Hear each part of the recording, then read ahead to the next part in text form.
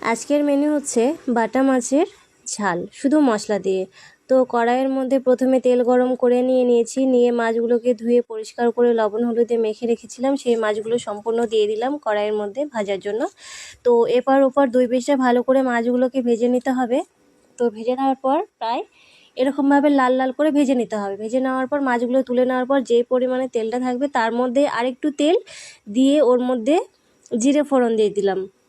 তো জিরে ফোড়ন দেওয়ার পর জিরেটাও অল্প একটু ফেটে ফেটে গেছে। তো তারপরে এখন দিয়ে দিব পেঁয়াজ কুচি আর হচ্ছে রসুন।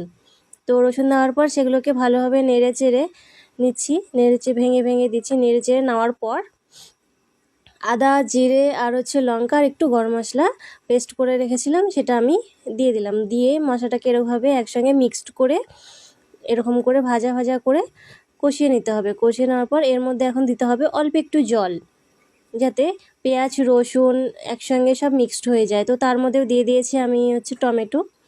তো দেওয়ার পরে এইভাবে কষানোর পর এখন দিয়ে দেবো মাছগুলো দিয়ে দেওয়ার পর একটু মশলার সঙ্গে মাছগুলোকে নাড়াচাড়া করে দিয়ে দেবো, যাতে মাছগুলোর ভেতর একটু মশলাটা ঢুকে যায়, তাহলে খাবারটা খেতে আরও টেস্টি হবে। তো তারপরে দিয়ে দিলাম জল।